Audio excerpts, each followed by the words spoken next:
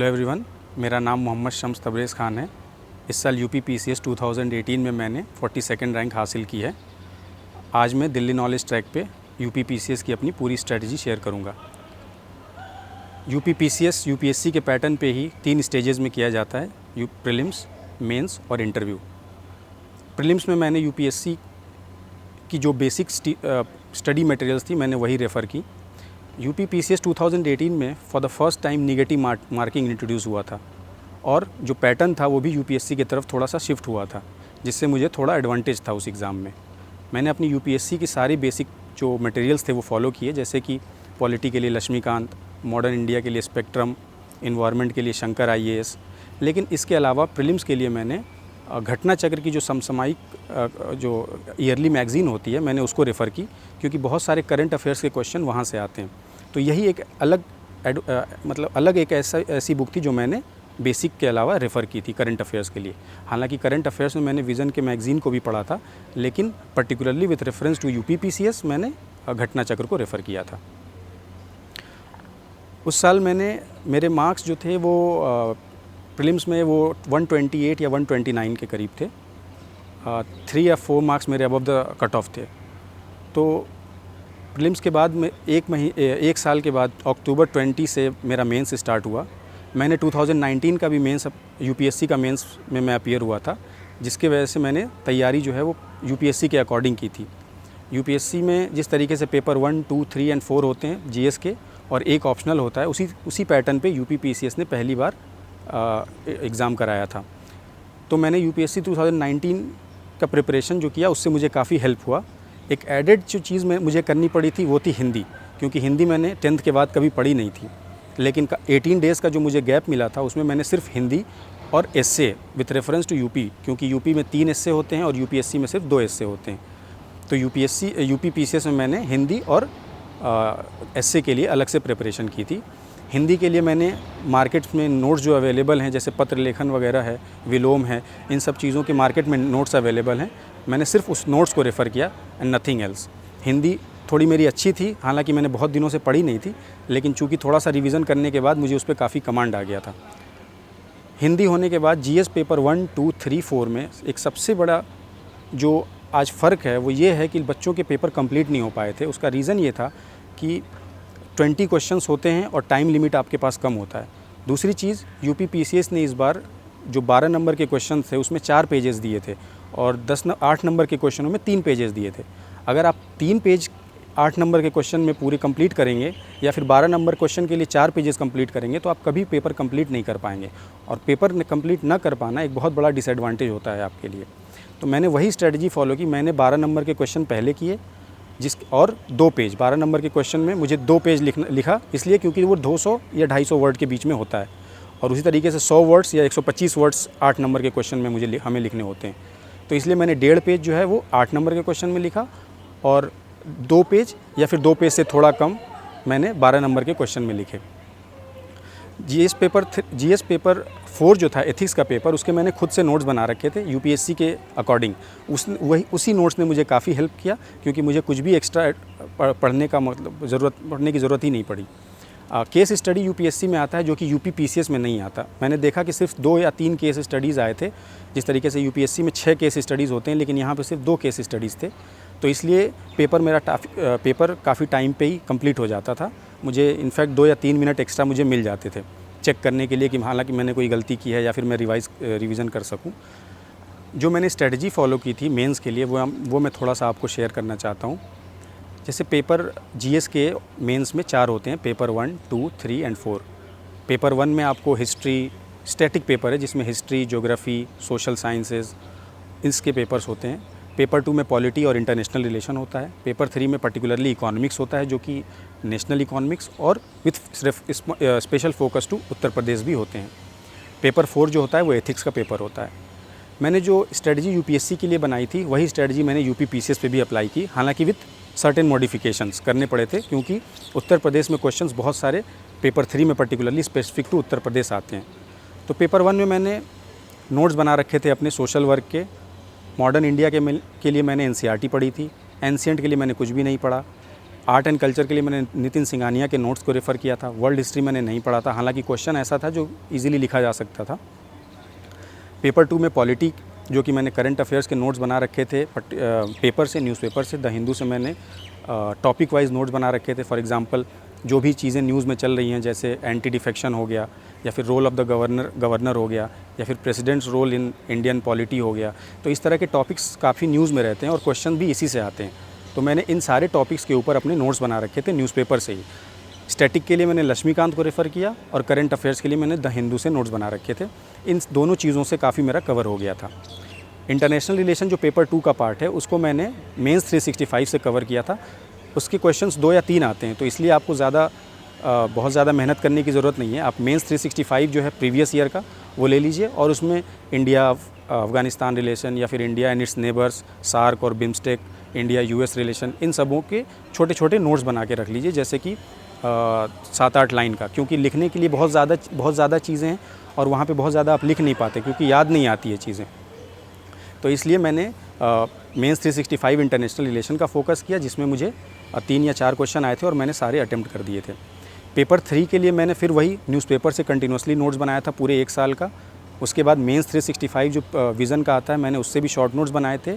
और इकोनॉमिक्स के लिए जो उत्तर प्रदेश के लिए इकोनॉमिक्स है, फॉर एग्जांपल जो नई पॉलिसी वगैरह आती हैं, वो आप करंट अफेयर्स की किसी भी नोट से जॉट डाउन कर सकते हैं।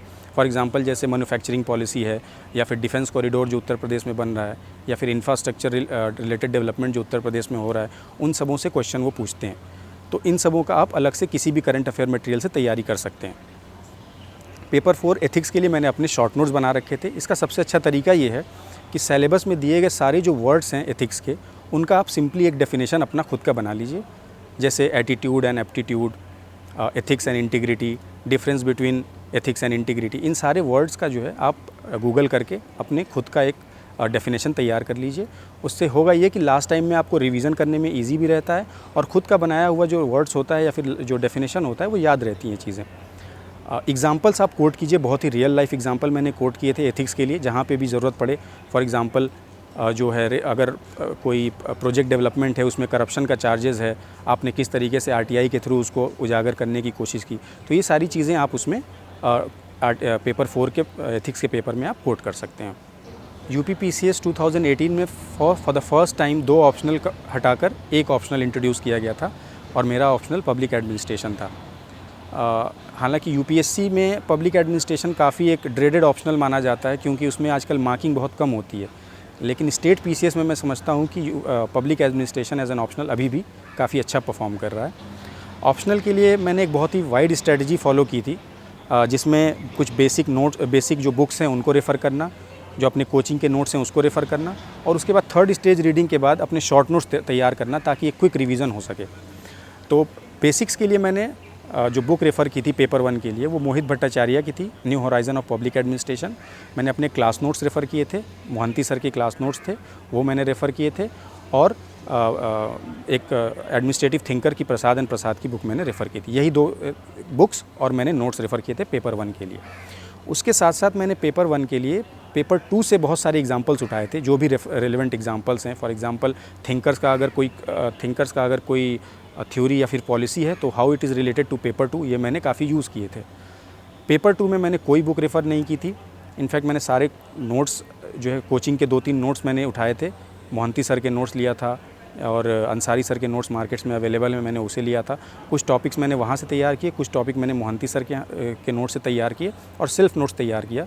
पेपर 2 चूँकि बहुत डायनेमिक है, तो इसलिए आप अगर कुछ बिल्कुल आपको बेसिक और स्टैटिक की ज़्यादा ज़रूरत नहीं पड़ती, आप करंट से ही सारा कुछ कर लेते हैं।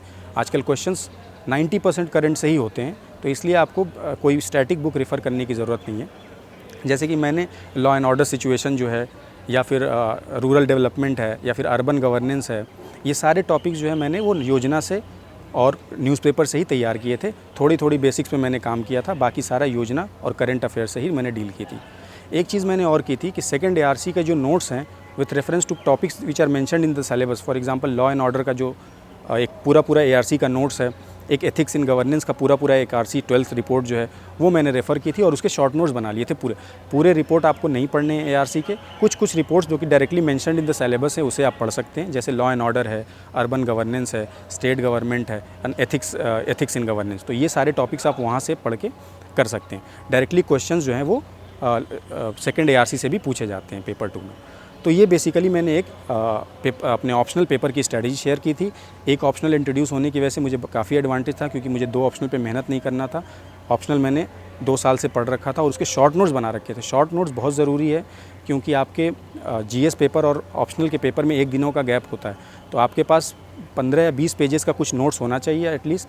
3rd रीडिंग या 4th रीडिंग में आप इसे बना लें, ताकि आप एक बार क्लियरली इसको रिवाइज़ कर सकें 1 दिनों के अंदर। अगर आपके पास 12 या 10 मतलब 20 पेजेस से अगर आपके पास ज़्यादा नोट्स होगा तो आप 1 दिन में रिवाइज़ नहीं कर पाएंगे। तो आप उसको तैयार कर लें और 1 दिन में रिवीजन के बाद आप इजीली लिख सकते हैं उसको।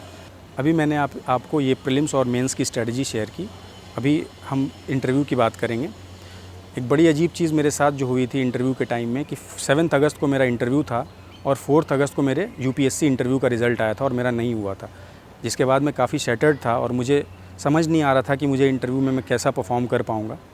हालांकि मेरे सारे बहुत अच्छे दोस्त हैं यहाँ पे आरसी में, जिन्होंने मुझे काफ़ी हिम्मत दी और मैं इलाहाबाद गया। 7 को मेरा इंटरव्यू था और 4 को ही मुझे निकलना था। मैं इलाहाबाद गया, वहाँ पे दोस्त थे काफ़ी, उन्होंने इनकरेज किया। जब मैं इंटरव्यू के लिए मैंने यूपीएससी के लिए ही तैयारी कर रखी थी, पर्टिकुलरली करंट अफेयर्स, और मुझसे जो सवाल पूछे गए वो मेरे ग्रेजुएशन सब्जेक्ट से, इलेक्ट्रिकल से और मेरे ऑप्शनल से ही पूछे गए, क्योंकि मेरा इंटरव्यू बहुत ही लेटर फेज़ में था। स्टार्टिंग फेज़ में इंटरव्यू जो होता है वो करंट अफेयर्स के ऊपर फोकस्ड होता है और लेटर फेजेज़ में इंटरव्यू जो होता है वो स्टैटिक के ऊपर फोकस्ड होता है, पर्टिकुलरली आपका ग्रेजुएशन सब्जेक्ट और आपके ऑप्शनल्स के ऊपर। तो मेरा ज़्यादा क्वेश्चन जो था इंटरव्यू में वो ऑप्शनल से आया और कम क्वेश्चन जो था वो इलेक्ट्रिकल से आया। इसके अलावा कोई भी क्वेश्चन मुझसे नहीं पूछे गए। इंटरव्यू 10 या 15 मिनट चला होगा। कल्पराज सिंह सर जो हैं उनका बोर्ड था मेरा और 5th नंबर था मेरा। मैं 5th नंबर पे गया। काफ़ी कॉर्डियल, बहुत अच्छे मेंबर थे वो, काफ़ी मुस्कुराते रहते हैं, तो इसलिए आपको बिल्कुल भी प्रेशर फील नहीं हुआ। दूसरा ये कि मेरे दिमाग में जो यूपीएससी का एक फेलियर था वो दिमाग में बिल्कुल एंटर करने के साथ ही वो बिल्कुल गायब हो गया। तो इसलिए मैं बहुत ही कॉन्फिडेंट था और इंटरव्यू मेरा बहुत ही अच्छा हुआ था और इनफैक्ट मैंने लगभग सारे सवाल के जवाब दिए थे। हालांकि आप नो बोल सकते हैं जितनी बार चाहें, इससे कोई फ़र्क नहीं पड़ता, लेकिन मेरे जो क्वेश्चन मुझसे पूछे गए वो सारे मेरे ओवर रीच में थे। मैंने करंट अफेयर्स के लिए द हिंदू मैंने पढ़ रखा था, जो करंट अफेयर्स आते थे। हालांकि क्वेश्चन मुझसे करंट अफेयर्स के बिल्कुल भी नहीं पूछे गए, लेकिन आपको अवेयर होना चाहिए ताकि कॉन्फिडेंट आप रहें। और ऑप्शनल आप एक बार इंटरव्यू से पहले अच्छे से थोड़ा कर लीजिए। बेसिक चीज़ें हैं with related to implementation part of the governance. तो मैंने अभी आपको इंटरव्यू की स्ट्रेटजी ब्रीफली मैंने अपनी स्ट्रेटजी शेयर की। इंटरव्यू के लिए पर्टिकुलरली कोई ख़ास प्रिपरेशन नहीं होता। इसमें सबसे ज़्यादा इंपॉर्टेंट है कि आपको ये ध्यान रखना है कि it's not knowledge of test, it's just knowledge of your personality. तो पर्सनैलिटी में बहुत सारी चीज़ें आती हैं, the way you talk, the way you walk, या फिर आपका ड्रेसिंग सेंस हो गया। तो ये सारी चीज़ें आपकी पर्सनैलिटी का पार्ट हैं। हालांकि this are not the only parts. Knowledge होने से क्या होता है कि आपके अंदर कॉन्फिडेंस आती है। तो एक्सटेंसिव जो मैंने स्टडी की थी पर्टिकुलरली न्यूज़पेपर का या फिर इन सब चीज़ों का, इसके वजह से मैं काफ़ी कॉन्फिडेंट था। और दूसरी चीज़ ये कि आपको इंटरव्यू में ये चीज़ें ध्यान रखनी है कि आप अगर कोई क्वेश्चन नहीं आता है तो आप उसको ब्लफ ना करें। बिल्कुल डायरेक्टली यू से कि sir I don't know, sorry sir, मुझे ये चीज़ें नहीं आती। फॉर एग्जांपल उन्होंने एक मुझसे क्वेश्चन पूछा तो मैंने कहा कि sir I would like to take a guess. तो उन्होंने कहा कि नहीं, अगर आपको आता है तो आप बताइए। तो मैंने कहा sorry sir I don't know for confirm. तो उन्होंने कहा कोई बात नहीं। तो इस तरीके से आप उनसे पूछ लें। अगर आपको गेस करना हो तो आप उनसे डायरेक्टली पूछ लें कि sir I would like to take a guess, या फिर अगर आपको नहीं आता है तो आप डायरेक्टली कह दें कि सर मुझे नहीं आता। अगर आप 10 बार भी उनको नहीं कहते हैं तो भी कोई फ़र्क नहीं पड़ता, लेकिन अगर आप उन्हें ब्लफ करने की कोशिश करते हैं तो मुझे लगता है कि एक नेगेटिव इम्पैक्ट क्रिएट होता है, जो कि आपकी पर्सनैलिटी में एक फ्लॉ माना जाता है। तो ये चीज़ें मैंने पर्टिकुलरली ध्यान दी और बिल्कुल घबराने की ज़रूरत नहीं है। इंटरव्यू जो होता है, मैंने बहुत सारे बच्चों को देखा वो सिंपली शर्ट पैंट पहन के आ गए थे, या फिर उनको बटन जो थे वो काफ़ी नॉक नहीं वो थे, बंद नहीं थे। तो ये सारी चीज़ें आपकी पर्सनालिटी का पार्ट होती हैं, इसको आपको काफ़ी ध्यान रखना होता है। आप वेल ड्रेस्ड होके जाएँ इंटरव्यू के दिन, आप बिल्कुल फुल्ली प्रिपेयर हों और आप काफ़ी इसको सीरियसली लें और अपने हमेशा मुस्कुराते रहें। एक स्माइल आपके चेहरे पे होनी चाहिए इंटरव्यू के दिन पे, और भले ही आपको क्वेश्चन नहीं आते हों लेकिन आपके चेहरे पे स्माइल होनी चाहिए। इससे क्या होता है कि आप इंटरनली कॉन्फिडेंट अपने आप को फील करते हैं। तो ये ब्रीफली मेरी स्ट्रेटजी थी इंटरव्यू की। प्रीलिम्स में आपको बेसिक जो बुक्स हैं उनके ऊपर तो फोकस करना ही है, वो सारे लोगों को पता होती हैं बेसिक बुक्स। न्यू कमर्स के लिए मैं बताना चाहता हूँ कि प्रीलिम्स में आप ज्योग्राफ़ी, आप एनसीईआरटी बुक्स के ऊपर फोकस करें।